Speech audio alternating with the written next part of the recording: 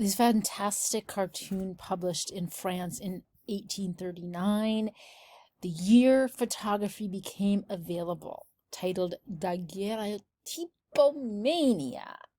So the daguerreotype was the name of the first widely available photographic technology. Mania, madness, camera madness, photography madness.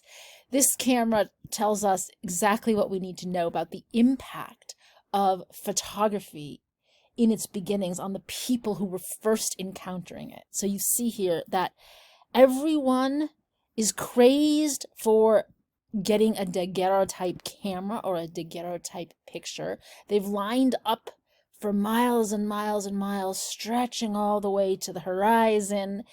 There is a train off in that horizon, and it has cameras instead of freight cars. Cameras are everywhere. They're being hauled onto steamships. They're being carted around by people who are newly obsessed with taking pictures. They're being bought in bundles. And then along with the cameras, we see little vignettes like up close a little toddler with her mother and nursemaid begging her to hold still because this daguerreotype camera requires a stationary sitter. It requires that the person who's being photographed has to stay still for quite a long time, up to 30 minutes or more. So you have over here another entrepreneurial fellow in camera culture who is offering a machine for putting contraptions around your body to lock you into place. And of course, someone's up in the air with a balloon, foreshadowing that the camera's going to go everywhere and take pictures from all corners of the world, as it has today, right? Drones go around photographing. Satellites photograph. There's a camera mounted on the camera shop with the clock on it. And then behind the camera shop, with that clock telling time, and all of those people spilling in and spilling out, you see, who are these people? They are artists who have hung themselves in despair because they no longer have any work to do making portraits. That didn't literally happen. There are no records of that taking place. It's a kind of a dark joke. But it is true that this craze for photography changes all of cultural life and will have an impact on the arts.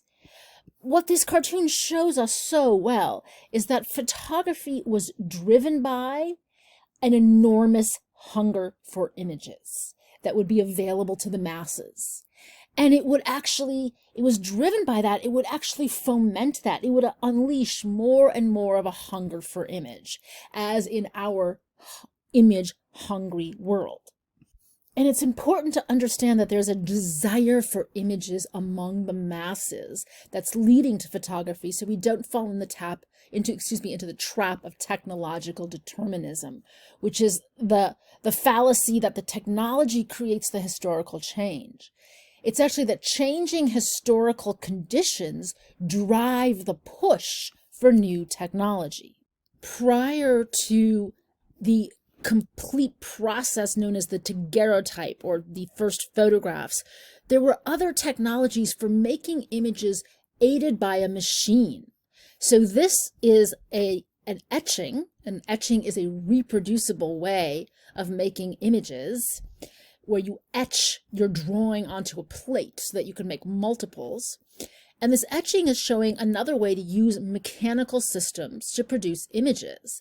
This artist is drawing a silhouette of the woman seated here. And she's seated in this chair with this contraption so that she can hold still. The light can shine to cast her shadow on the translucent paper, and he can draw it. Those resulting silhouettes were a way to have a portrait that would have been available very cheap, quick, cheap, dirty portrait image. In fact, the term silhouette came to have the connotations of making something cheaply. They come about in the late 18th century, the early 20th century, as we get the rise of more mercantile middle classes wanting images of themselves. Always the aristocrats, the royals, had had grand portraits painted. But now you get people who are wanting a portrait, and they may not be grand enough to need the kind of portrait that a royal would have expected. And yet they can seem sort of aristocratic, or at least very noble and elegant in their silhouette. So photography wasn't invented all at once, all at one go. That's true of a lot of important inventions. It was actually the putting together of many previous separate, smaller forms of technology, forms of invention. So the camera obscura was a well-known technology. Aristotle mentions it in 322 BCE. An Arab scholar known as Al-Hazen in Western sources wrote about it and was then cited by many Western explorers of optical phenomenon who were understanding that you can take a darkened room with a pinhole open, the light enters from the outside, and it projects an upside-down image on the opposite wall of whatever is seen outside the room. And then you can change the focus and image depth through the size of the pinhole. These are basics for what becomes the camera. The word camera means room. So already known and in use was this method for using a box and a pinhole to project light to get an image to be naturally left on a surface that could be traced.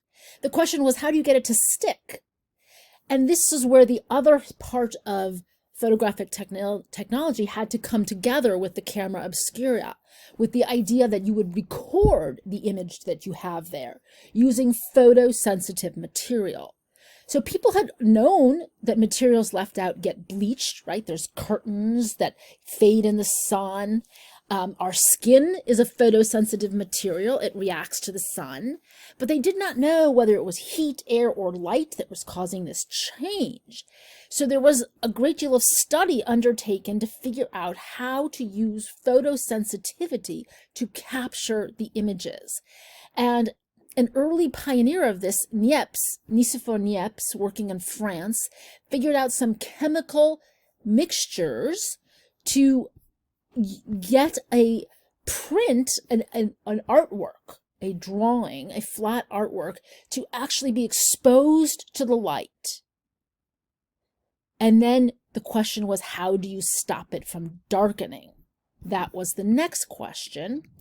And you had to stop the light sensitivity. This would wind up being various salts. So ultimately you wound up getting chemistry involving silvers, which are light sensitive. That's why silver has to be polished. It darkens, with salts to stop the light sensitivity.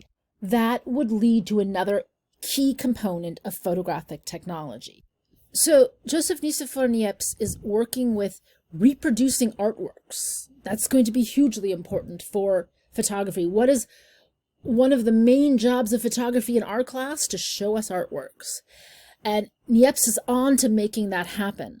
He's also looking at how to make these photographs of the world, not just of existing images.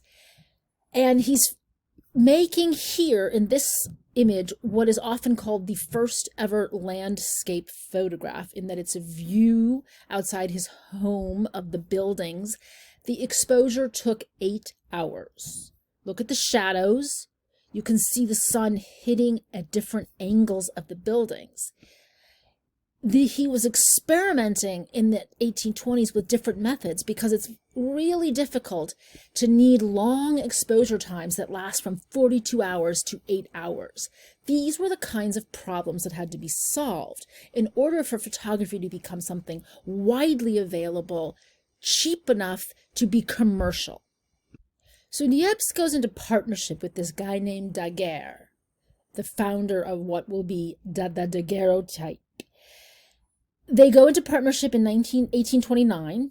Niepce dies shortly afterward in 1833. By 1835, Daguerre has discovered how to develop images from the exposures using mercury vapors, which shortens the exposure time needed. And he's starting to get closer and closer to the kind of photograph that will be commercially viable.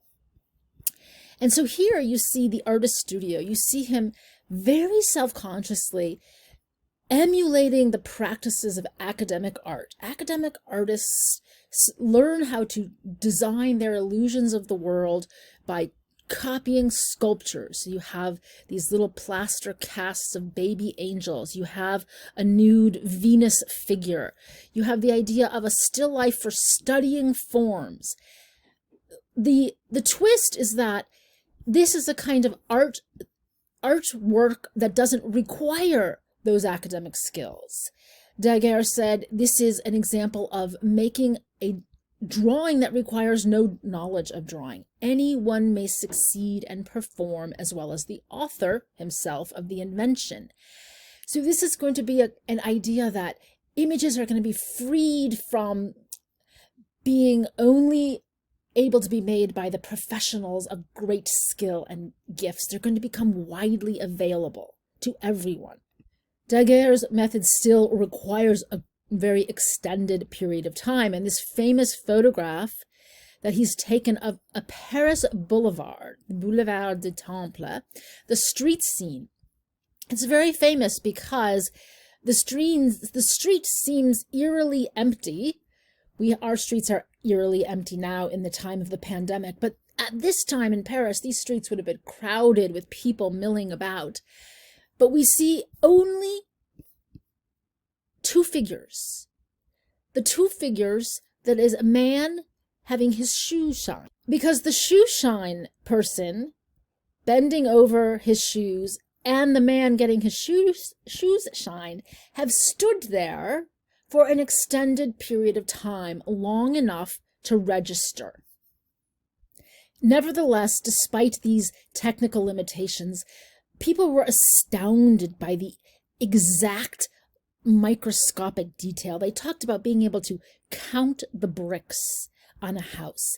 They felt as if photography wasn't just a representation of the world, but the world itself, which is why it was often called the mirror of nature, as if it was a mirror of what was being recorded instead of a representation of a thing.